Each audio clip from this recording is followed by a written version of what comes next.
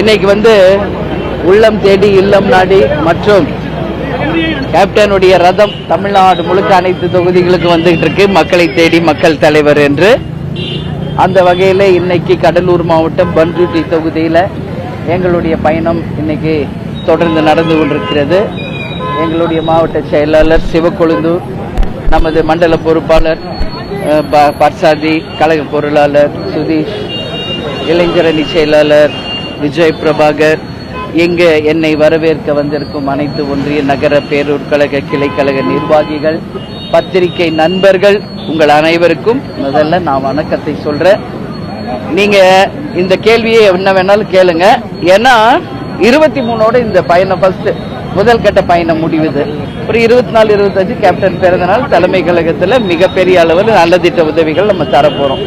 அதற்கு பிறகு 2ஆம் கட்ட பயணம் எப்போ என்பது உங்களுக்கு நாங்கள் முறைப்படி அறிவிப்போம். அது பிரகாரம் அடுத்த 2ஆம் கட்ட பயணம் தொடரும். அது மாதிரி தமிழ்நாடு முழுக்க 234 தொகுதிகளுக்கும் நாம நேரடியாக செல்ல இருக்கிறோம். சரிங்களா? நான் கேட்கலாம் தாராளமா. சரிங்க.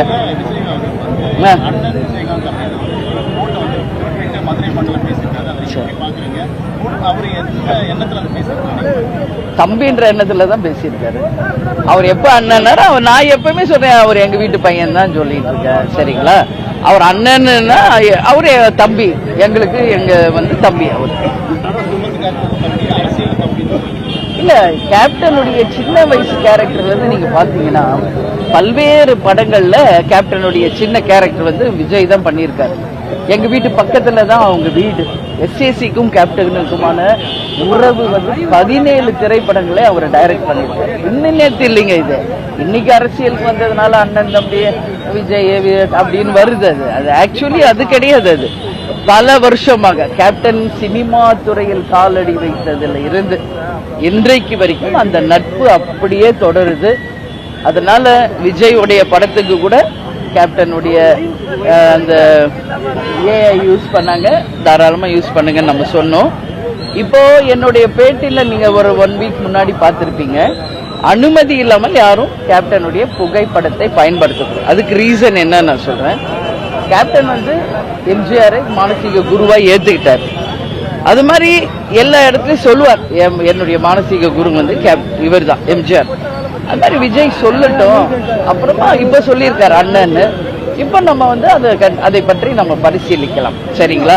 அதனால இன்னைக்கு அவர் அண்ணன் சொல்றப்போ நான் அவரை தம்பியா நினைக்கிறேன்.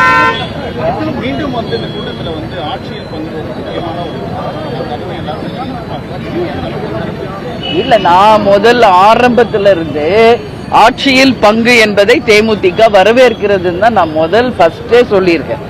ஏன்னா இது வரைக்கும் ஒரே பவர்ஃபுல்லா ஒரே கட்சி கிட்ட போதும். இப்ப ஆட்சி கூட்டணி ஆட்சி என்கின்ற போது உண்மையிலே மக்களுக்கு நடக்கின்ற எல்லா பிரச்சனையும் நம்ம தைரியமா போய் பேசலாம். இது சரியில்லை, இந்த துறை சரியில்லைங்க, இப்படி இருக்கு, இதை கொஞ்சம் நம்ம சீர் பண்ண முடியும் என்ற உரிமை நமக்கும் கிடைக்கும். அதனால அது நல்ல ஒரு ஆரோக்கியமான விஷயம். நம்ம நாட்டுக்கும் மக்களுக்கும் நிச்சயமா அதனால பலன் இருக்கும் என்பதா எங்க கருத்து. எந்த கூட்டணி கிடையாது. எங்க வேலையை மட்டும் நாங்க பார்த்து இருக்கிறோம். உங்களுக்கு பல தடவை நான் சொல்லிட்டேன். ஜனவரி 9 மாவட்ட செயலாளர் இங்க மாநாடு வைக்கிறோம். அதுலதான் நாங்க அறிவிக்க போறோம். இப்போதைக்கு நான் சொன்னது எங்க கட்சியின் வளர்ச்சி அதுலதான் நாங்க போக்கஸ் பண்றோம். தமிழ்நாடு முழுக்க அனைத்து பூத் கமிட்டி ஆய்வு, நிர்வாகிகள் தொண்டர்கள் சந்திப்பு, BL2 ஃபார்ம் கொடுக்கிறது, இந்த மாதிரி எங்க பணிகளை செய்யறோம். அதோட கேப்டனுடைய ரதம் மக்களை இன்னைக்கு ஒவ்வொரு தொகுதியா போய் பார்க்கிறோம். இதான் இப்ப எங்களுடைய வேலை. இதெல்லாம் முடிச்சுதான் நம்ம மாநாடப்பதான் யார் கூட்டணி என்பதை முடிவு செய்யும்.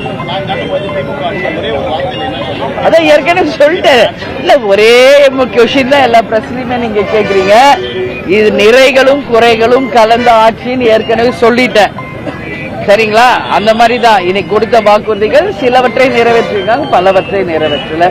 நல்ல விஷயமும் இருக்கு. இன்னைக்கு சட்டம் ஒழுங்கு, டாஸ்மாக், கஞ்சா, போதை, லாக்அப் படுகொலைகள், ஆணவ படுகொலைகள், பல்வேறு விஷயம் இருக்கு. அதனாலதான் நான் சொன்னேன், நிறைகளும் குறைகளும் கலந்த ஒரு ஆட்சியாக நாங்க பாக்குறோம்.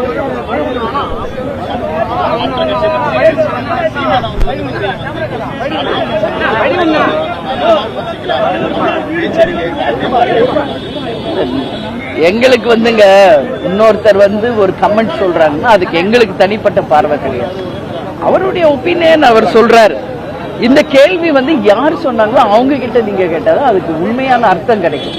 இப்போ அவரோட ஒப்பீனியன் அவரோட மைண்ட் செட்ல ஒண்ணு சொல்லலாம், அது மத்தவங்களுக்கு தப்பா தெரியலாம், சிலருக்கு ரைட்டா தெரியலாம். அதனால அந்த மாதிரி கருத்துங்களுக்கு நாங்க எப்பயுமே வந்து பதில் சொல்றதே கிடையாது. யார் சொன்னாங்களோ அவங்க கிட்டதான் கேள்வி. யாரு இல்லையா நீங்க தான் சொல்லி இப்ப கூட பாத்தீங்கல்ல என்னென்னலாம் அவங்க செய்யல, திட்டங்கள் என்ன செய்யல, மக்கள் என்ன வாக்குறுதி கொடுக்கல, எல்லாமே எல்லா தொகுதியிலும் நான் பட்டியலிட்டுக்கிட்டு தான் வரேன். சரிங்களா? அது பார்ப்பவர்களுடைய கண்ணோட்டத்தை பொறுத்ததுதான். எங்களை பொறுத்த வரைக்கும் மக்களுக்கு ஒரு பிரச்சனை அப்படின்னா அதை தைரியமாக தட்டி கேட்கிறேன். இப்ப கூட நான் இந்த பிரச்சாரத்துக்கு வர முன்னு மக்கள் நல்ல நம் பணியாளர்கள் எல்லாம் ஸ்ட்ரைக் பண்ணிருக்கிறாங்க எங்க மேயர் ஆபீஸ் முன்னாடி. அங்க போய் நான் உங்களை பார்த்துட்டு தான் வந்தேன். அதனால அப்படி கிடையாது, நீங்க பார்க்கிற பார்வை அப்படி. நாங்க மக்கள் பிரச்சனையில மக்களுக்காக எப்பவும் தேமுதிக களத்தில் இறங்கும், ஆர்ப்பாட்டம் போராட்டத்தில் இறங்கும், அவர்களுக்காக குரல் கொடுப்போம். இப்ப கூட என்எல்சியை பத்தி பேசினேன் இல்லையா? அதே மாதிரி நம்ம ஆத்துல வந்து தூர்வார படலைன்றது சொன்னேன். பல்வேறு விஷயத்தை இப்ப பேசினேன். இதெல்லாம் வந்து ஆட்சியாளர்களை நம்ம சொல்றதுதான். சரிங்களா? நன்றி.